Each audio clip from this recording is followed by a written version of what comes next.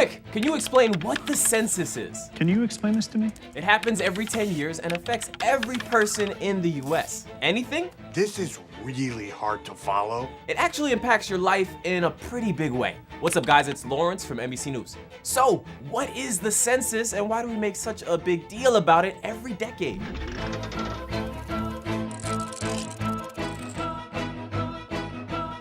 Okay, so first, the obvious question here. What's a census? It's essentially a head count of a group of people and a form of basic record keeping. And here in the United States, the founding fathers actually wrote the need for a census right into the Constitution. It's right here in Article 1, Section 2. Every 10 years, the government's gonna count up every single person living in America. The first census was in 1790 when George Washington was president. Back then, the population was just under 4 million people. And marshals actually rode around on horseback counting everybody up. In 2010, the census recorded around 309 million people living in America. So yeah, horses aren't cutting it anymore. That huge undertaking is done by mail, in person, and for the first time ever in 2020, online. It's kind of wild to think about. We hardly ever hear about this whole census thing until it's time for the next one every 10 years. But it's super important because it's what the framers of the Constitution chose to be the basis for how we determine political power in the US. They chose population over things like wealth and land ownership.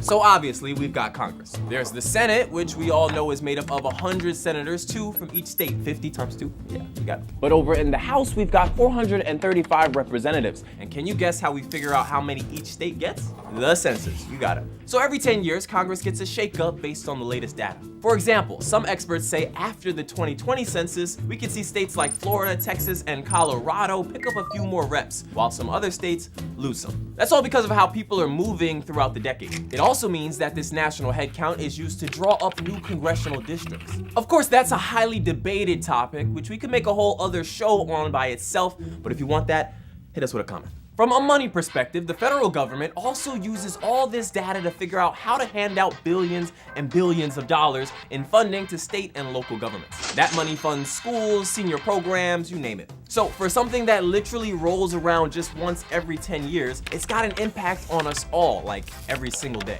The census is now the largest peacetime mobilization effort in America. The only thing we put more effort into is basically going off to war. Okay, so by now, I think you're getting just how big of a deal this is, right? But you also gotta be wondering how they pull this off. Here's how it works. Every single place in the US fits into a region, division, block, and tract. There's 4 regions and 9 divisions. Inside all of that, of course, there's the states. Then, even smaller yet, are the census blocks and tracts. Both help break up cities and towns. A tract is what's basically described as a neighborhood group and is made up of a few thousand people.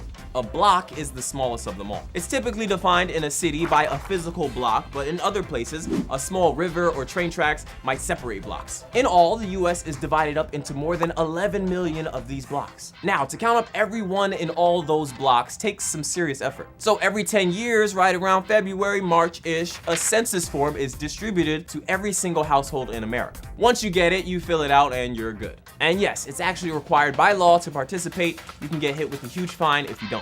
Then by early summer, hundreds of thousands of census workers are tasked with tracking down people who still haven't filled it out. And finally, everything's counted up. We get to see all the results after the final count is presented to the president right before the end of the census year. Okay, so the next census is 2020, and then another 10 years after that brings us to 2030. By then, they might have to figure out how to count Americans living on the moon or something like that. But for 2020, there's a ton of people worried about that census too, to say the least. For starters, it's the first census ever where most Americans are gonna be counted over the internet. But that's got some people upset in rural locations who don't have the best access to the internet. Then there's the questions. There's 7 in all. Age, race, relationship status, sex, Hispanic origin, renter, or owner. And then there was a proposed question about citizenship status. That's the really controversial one. President Trump's administration was trying to put it back on the census for the first time in decades by saying they need that information to better enforce voting rules. But critics said that it was going to discourage a bunch of people from even responding, which goes against the whole point of the census. So ultimately, the Supreme Court ruled to keep it off in 2020.